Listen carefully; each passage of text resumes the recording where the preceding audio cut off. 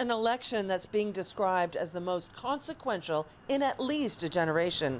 The Kitchener-Waterloo-Cambridge region is front and center as tariffs and relations with the United States dominate. It's a manufacturing and high-tech hub. The city of Kitchener is the fastest growing city in Ontario and the second fastest in the country. There is intense competition for the ridings here, specifically Kitchener Centre. Mark, hey Mark. We're voting Green. Oh, thanks for the support, Mark. Watch for the sign. Give us a couple hours. Yeah, thanks so much, Mark. See you. The incumbent in Kitchener Centre is Mike Morrice, one of only 2 Green MPs in the country, along with the leader, Elizabeth May, in BC. This is a big riding. Well, I know it pretty well these days, having walked most streets in the riding. We've got an area here in Bridgeport that's been added in the redistribution, so those are some streets that are newer to us. But yeah, it's a pretty significant area. It's 110,000 people. As you'll be seeing this morning, we want to hear from folks and actually listen to them and have meaningful conversations about what's important to them. How many streets do you think you'll get to? The goal is to get to every single door before Election Day. Morris says it's thanks to his team of hard-working volunteers that keeps him going and gets him excited for this race. Yeah, I'm getting really energized by the number of volunteers who are joining us, the donations that are coming in, the number of lawn signs you see out there showing support.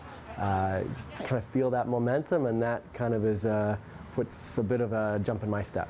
Mike wore out his shoes the other day. It's my second pair of shoes now. His campaign manager even bought him a new pair of running shoes after his first one wore out. These are the old shoes that we wore the tread right down. Oh my gosh. And so campaign managers, friends like Brendan, we've known each other since high school. He said, let's make sure I'm going to get you a new pair of shoes when you head out there tomorrow. Good for you. Got a real jump in your step. Yeah, thank you again. What's the next one? All right. Running against Morris is Liberal Brian Adeba. I'm just going to vote, and okay. You can take our vote. All right. Thank you. Appreciate it. Thank you for your support. Bye-bye. He's new to politics, but says he's enjoying the experience so far. We have to look out for each other. He feels there is momentum behind leader Mark Carney, which will result in a win for him in Kitchener Centre. We have the wind in our sails. We're knocking on doors. People are rethinking their earlier choices about our competitor, and that's a good sign. And we're building on that momentum, and we'll continue charging forward. Many people would say you are facing an uphill battle here. That there's, you know, that the Green candidate, Mike Morrice, is extremely popular. The polls sort of favor him to win, and so what is your response to that? Well, at the door, the story is quite different. We're finding people shifting away from the Greens. They're recognizing that with the tariff threat imposed on us right now, that the person best positioned to counter that threat is not the Green Party, and it's not the local candidate here. And so, given that perspective, I think we're confident. We're finding a lot of people shifting. You can drive around Kitchener and you'll see a lot of signs, but that's an illusion. When you start knocking on the doors, you find a different story. Today we just went out on a canvas, and you know, people are rethinking their choices, and still it rotates back to who's best positioned to counter the threat from the United States. Oh, right. And that again is Mark Carney. Mark Carney! The Liberals recognize the importance of this region to Ontario's manufacturing sector, which includes auto parts, aerospace, robotics, food processing, plastics, and metals. There's also a significant high-tech industry. All are potentially highly impacted by tariffs. According to the Canadian Chamber of Commerce, this is the 4th most impacted region in the country. Kitchener is also growing by 6.4% in 2024. Statistics Canada projects the regional population could balloon to 1 million in the next 25 years. Thank you. A win here is important for all the parties. Canadians are always ready when someone else drops the gloves. And in a trade war, just like... No surprise then that Mark Carney paid Kitchener a visit on day 3 of the campaign. Here in this incredible entrepreneurial community, one of the most inventive, innovative, entrepreneurial places anywhere on planet Earth. Pierre Poilievre also held a rally in Kitchener about halfway through the campaign. The turnout was massive, with cars being forced to park kilometers away and supporters trudging in long lines through the snow. Why was it important to you to come tonight? Well, I've been a big fan of him, first of all, for years. I think he speaks well. He's the change that we need. If you take a look at the past 9 years, which just sounds like rhetoric, but it's been a disaster. I'm looking for somebody with financial responsibility, which is what this country needs, more financial responsibility. Yes. Have you attended events of his before? No, this is my first time, and I wasn't going to miss it, that's for sure. Right. Can you believe this turnout? It's unreal. If this is any indication of what's going to come down the pipe, we're going to win. How far did you have to walk to get here? 2.5 kilometers. That's not bad. That's quite far. That's okay. It's well worth it.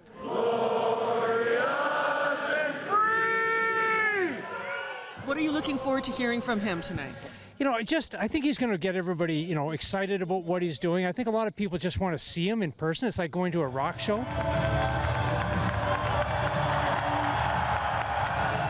This is a rock star on the political aspect. Right. So, I mean, I think from that perspective, he's going to do some great things. He's going to talk a lot, which is what we want to hear. But it's just everybody wants to see him because at the end, if he does what he says he's going to do, gets in, we're going to say, I was there. Organizers estimated the enthusiastic crowd at 5,000, with Poilievre spreading his familiar message. The Conservative candidate in Kitchener Centre is newcomer Kelly DeRidder. She grew up in Kitchener and works in high tech. She's confident she has the support of that sector. DeRidder was at Poilievre's rally, but she would not agree to an interview with us. The NDP registered a candidate at the last minute, Heather Zaleski, but we couldn't track her down either. Most say this is a two-horse race, not between the Liberals and the Conservatives. Haven't worn down yet. Only 20 days to go. But between the local Green candidate, Mike Morrice, and the Liberal leader, Mark Carney. Mike Morrice, he's the best candidate for here, strategically and just as a person. He's got morals and values, and I can't think of a better person to represent Kitchener Centre. Yeah, it's a difficult choice, but I'm going to vote for the person that represents, I think will best represent me and my community, which is Mike Morrice. But yeah, I'm being pulled also to vote for particular Prime Minister. Carney's probably the best because the NDP have just been dropping the ball so much lately, and my heart goes with the Greens. That's who I'm probably voting for, 99% certain, but I'll never know until it comes. But they're too small at this point in time, unfortunately. Louisa D'Amato, a longtime columnist with the local newspaper, the Waterloo Region Record, is watching the race here in great interest. She believes the reason Mike Morrice won in 2021 in Kitchener Centre was because the two-time Liberal incumbent Raj Saini was forced to resign late in the campaign because of harassment allegations against him, for which he was later cleared. Oh, they're home. D'Amato says that while the so-called electoral disruption is probably what got Morrice elected initially, he has worked really hard in the last 3.5 years and connects well with voters, which may help him hang on to the riding. He's been a very responsive MP, he's got a lot of money, he's got a lot of volunteers, and he has a really unique ground game that endears him to the constituents here. However, of course, the Liberals will do better than they did when there wasn't a disrupted ballot situation. And of course, the Conservative candidate may be able to come in through the middle as well. So it's really, in some ways, it's a toss-up, even though when you go around this riding, you see a ton of Mike Morrice signs. You'll have seen them around here.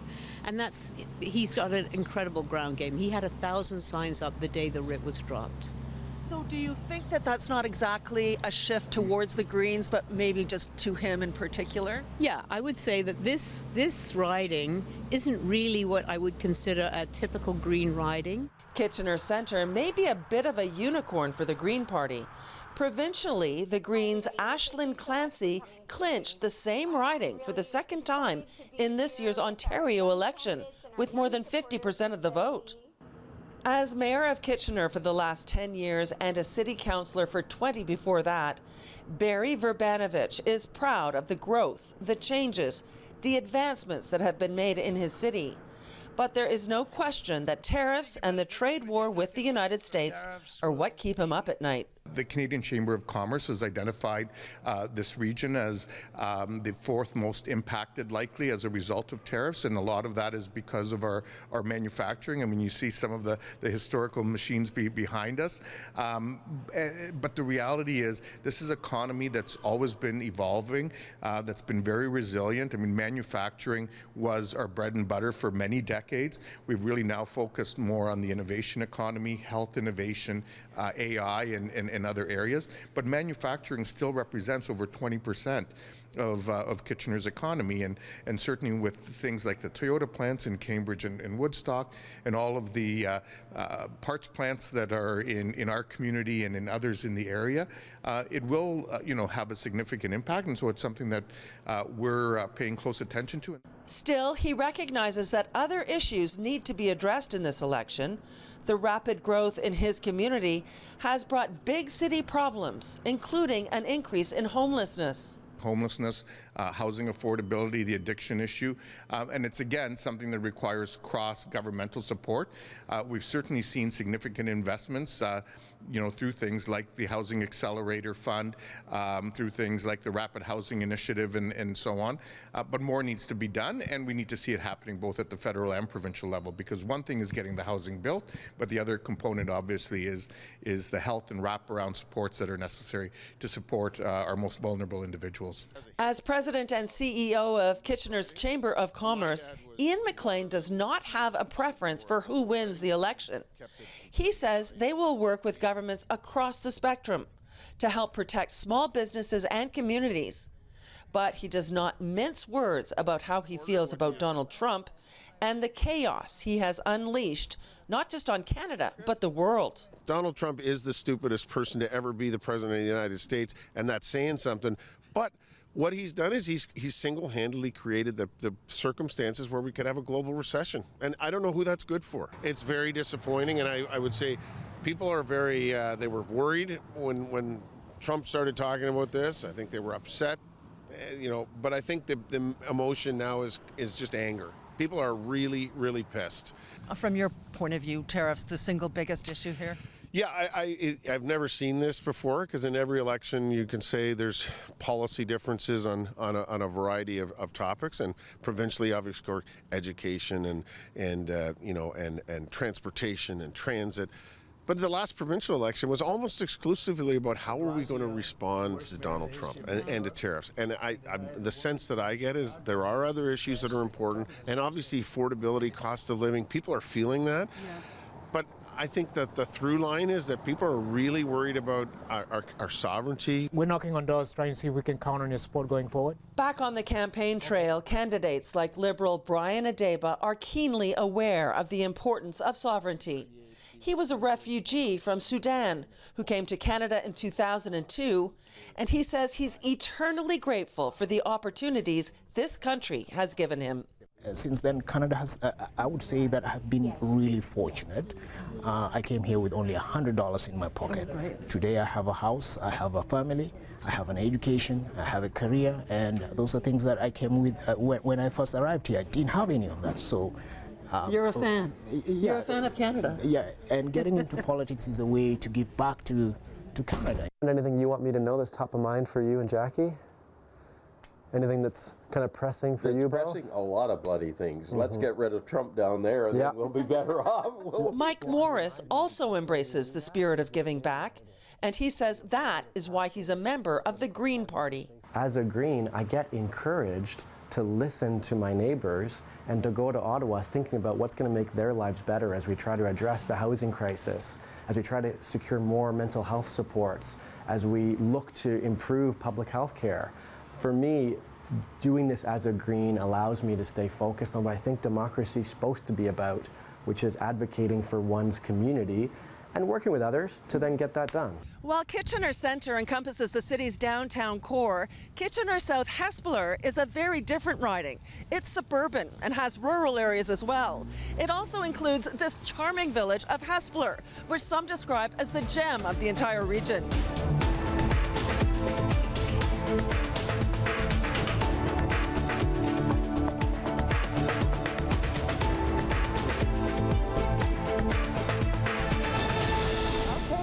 we're all set. We're going to do this. Knock those doors, get those votes. The incumbent in Kitchener South-Hespeler is Liberal Valerie Bradford. Let's do it.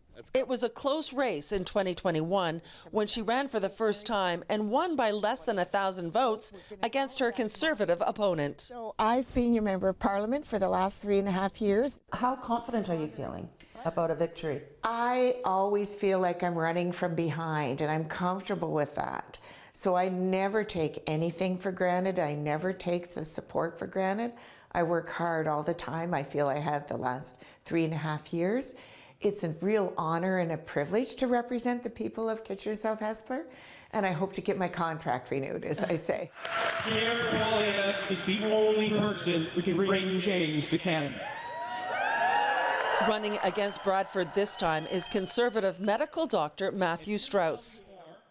He's high profile, says our political pundit Louisa D'Amato. She thinks he might have a good chance of stealing the riding away from the Liberals. Is an unorthodox physician in that he challenged mask mandates, he challenged vaccines for children being automatic, he challenged lockdown mandates, and he left Queen's University and he's now suing them. He was an assistant professor there, and he's now suing them because he feels that they pushed him out because of his unorthodox views. He was the medical officer of health in Haldimand, Norfolk, and left there as well. The lawsuit against Queen's has not been resolved in the courts, but Elon Musk's X is paying for it. A statement on X reads, X is proud to fund a lawsuit filed by Dr. Matthew Strauss, an Ontario critical care physician and professor, against his former employer, Queen's University. Strauss went on to thank Musk and the Conservative Party for fighting with him for academic freedom. Strauss did not respond to CPAC's repeated requests for an interview, but he seemed to be enjoying the spotlight ahead of Poilievre's arrival at the Kitchener rally on April 10th. Strauss's fortunes may also be helped by the presence of NDP candidate Lorne Bruce, who could split the progressive vote in Kitchener South-Hespeler. He's a retail manager but also a former Labour organizer and has worked with the Waterloo Regional Labour Council. It's almost like two different communities melded into one. He doesn't have a campaign office, so he and his team meet at a local Hespeler pub to share nachos and talk strategy. What do you think your chances are to win in this riding? Oh, you never know. Are you concerned about splitting the vote? No, again, I don't pay attention to strategic voting or splitting a vote. I believe at the end of the day, you want to vote for who you think represents your community the best. Yeah. I always, I have an old saying that, when I go and vote, personally, I like to sleep at night because I voted my conscience.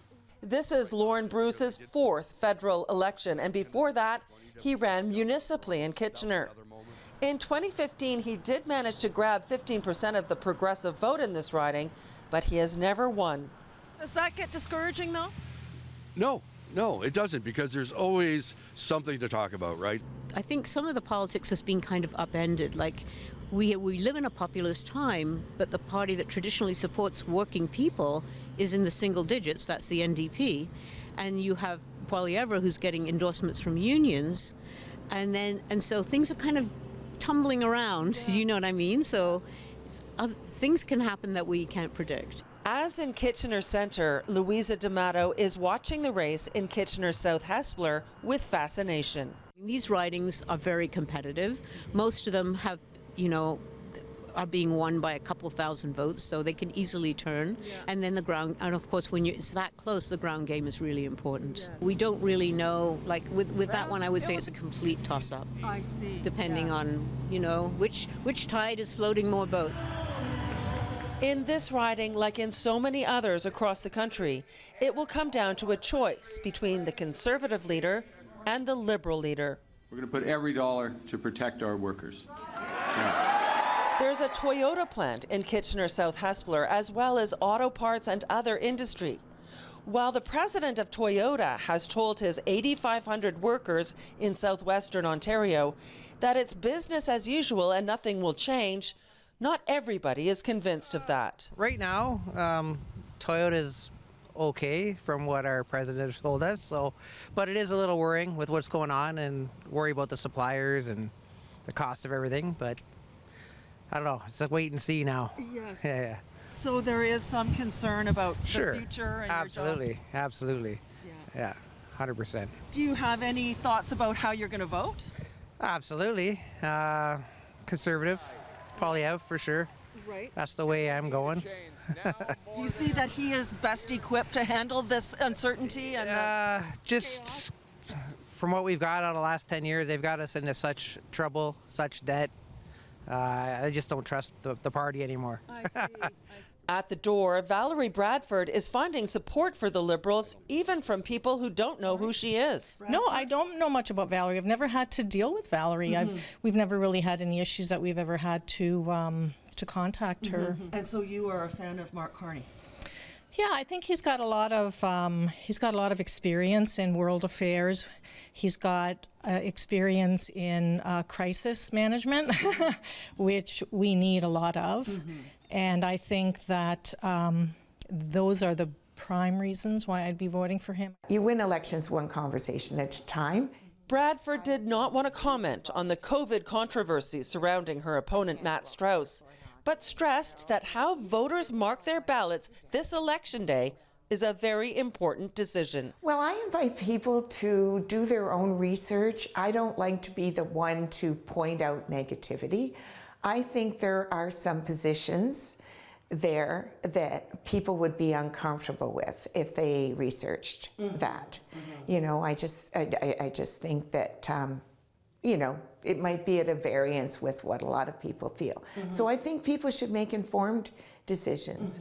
Like, you know, I've been in public office now and I'm the incumbent, so people know a lot about me, but they should also research the alternative. So when people are deciding, sometimes they look at the top, you know, which leader they like, but it's really important to think, who do you want speaking for you in Ottawa, and what's their background, and are you comfortable with what their positions are, and how would they represent you, how involved would they be locally. All those things are really, really important, because the local representative really does impact like your life. If you want federal government services when you're running into issues, how would that be handled, etc. Who do you call? Who do you call? Bradford also has a team of very loyal volunteers who are crucial to getting the Liberal messaging out to a very large riding. I know the work she's done in the past 4 years that she's been our MP. And although those national issues, of course, are of interest and importance to me, what I care about is my community. I live here. I want to know that if I need my MP and I call, the call will be answered and something will get done. Okay. While the uncertainty and fear around tariffs and the effect on the community is unprecedented, the mayor of Kitchener is convinced that this trade battle with the Trump administration presents a real opportunity. I believe this is probably one of the most consequential elections for Canada in my lifetime. The challenges that we're faced because of the global economy, because of the geopolitical situations, and in particular because of the fact that you know, our historical trading partner and ally and best friend is changing the rules of the game in ways we haven't seen since World War II. It is going to be critical that we have a party in power at the end of this election that is going to be able to deal with that. But also look at the opportunities, because through all this there'll be many opportunities. I think of Europe. We have the Canada-Europe Trade Agreement and historical relationships with the countries of Europe. I think of countries that we have relationships with in Asia and in Southeast Asia. And so as much as it will be about responding to the United States, it's about recognizing that the rules of the game have changed and have likely changed permanently. And that's probably a good thing, because, you know, in many ways we need to get our elbows up, roll up our sleeves, and do things a little bit differently. Ian McLean from the Chamber of Commerce agrees. This is a profound inflection moment for politics internationally, And it's certainly an inflection moment for our Canadian economy, because we have to now understand one thing. The Americans can't be trusted. They can't be trusted with global security. They can't be trusted with a free trade agreement that they signed, and now they're imposing tariffs over, like they are abrogating their own agreement that they have with Canada and the U.S. So we're at that point now of saying, okay, what's next? And it ain't going back to the way it was. How things will go hinges strongly on getting the vote out.